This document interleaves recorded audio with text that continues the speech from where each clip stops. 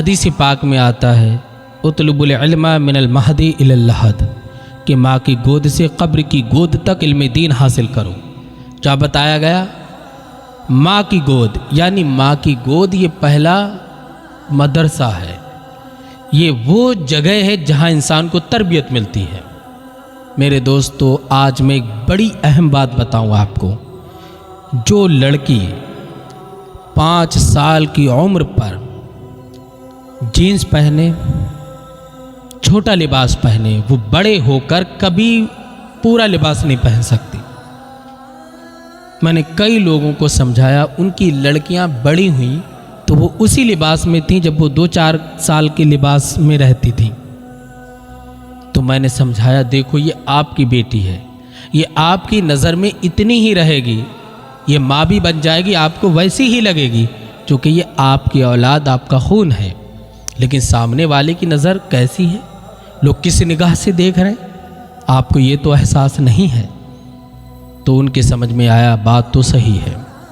حضرت بہت سی لڑکیاں ایسی تھیں جو چھوٹی تھیں، ہم نے 2-4 سال کے بعد دیکھا تو ہمیں احساس ہوا یہ بڑی ہو گئی۔ ہم نے کہا یہی احساس آپ کی لڑکی کو دیکھ کر دوسرے کو ہوتا ہے۔ تو اس لیے اپنی بیٹیوں کو اب اچھا لباس پہناؤ، جینس ہٹاؤ، اسلامی طور طریقہ انہیں سکھاؤ۔ میرے دوستو، کتنا بڑا درد ہے یہ۔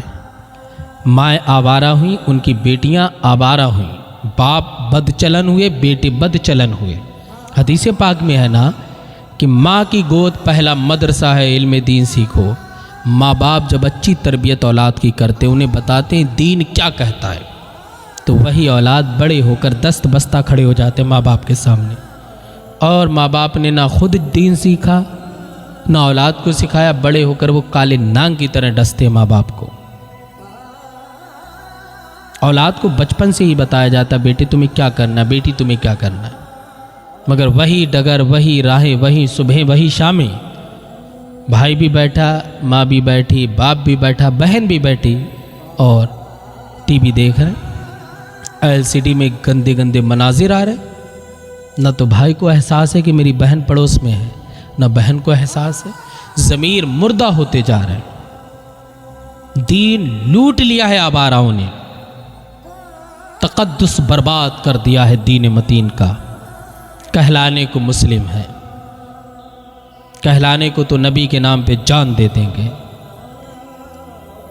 اور نماز پڑھنے سے ان کی جان نکل جاتی ہے۔ یہ لوگ دین میں جان دیں گے جن کی اپنی جان کی کوئی قدر نہیں، انہیں جو جہنم کا ایندھن بنتی جا رہی جان۔ اللہ اکبر۔ میرے دوستو، گناہوں سے بچو، اپنے گھر میں اسلامی ماحول پیدا کرو، اپنے گھر کو ایسا بناؤ کہ مصطفیٰ جان رحمت خوش ہوں آپ کو دیکھ کر۔ بد فعلی اور یانیت، بے حیائی ختم کر دو۔ یہ جو ٹی وی ہے نا، اس نے سب سے زیادہ قوم مسلم کا نقصان کیا، حیا ختم کر دی، بے حیا ہو گئے۔ سب ایک ساتھ بیٹھ کر کے غلط غلط منظر آتے، بھائی وہ تو ایک فلم ہے، اس میں ہر طریقے کے مناظر آتے ہوں گے، اور پورا گھر بیٹھ کر کے دیکھ رہا، احساس نہیں ہو رہا۔ رشتہ دار بھی آ رہے ہیں، غیر لڑکے دوست بھی آ کر کے دیکھ رہے ہیں، اور بہن بھی بیٹھی ہے، ان کے تعلق غلط رشتہ ہوگا یا نہیں ہوگا ان کے تعلق میں؟ یقینی طور پر ہوگا۔ اگر دوست تمہارا ہے تو گھر کے باہر رکھو، زنان کھانے میں اسے داخل نہ کرو، وہ غیر محرم ہے آپ کی بہنوں کے لیے، آپ کے گھر کی خواتین کے لیے۔ ارے شریعت ہے، یہ مذاق نہیں ہے۔ اسی دین کو بچانے کے لیے کربلا میں حسین ابن علی نے جان دی ہے۔ یہ دین کو اتنا آسان ہے جتنا آسان آپ لوگ سمجھے پڑے۔ خود بھی دین حاصل کریں، اپنی اولادوں کو بھی دین سکھائیں، ورنہ بربادی ہے، مرنے کے بعد جہنم ٹھکانہ ہے۔ جو سرکار کو ناراض کرتا ہے اس کا دنیا میں کوئی سہارا نہیں ہے۔ سمجھیں اپنے آپ کو، اپنے دل میں ڈوب کے پاجا سراغِ زندگی، تو اگر میرا نہیں بنتا نہ بن، اپنا تو بن، اپنے آپ تو دیندار بن، اللہ والا بن، گناہوں سے توبہ کر۔ اللہ ہمیں نیک اعمال کی توفیق عطا فرمائے۔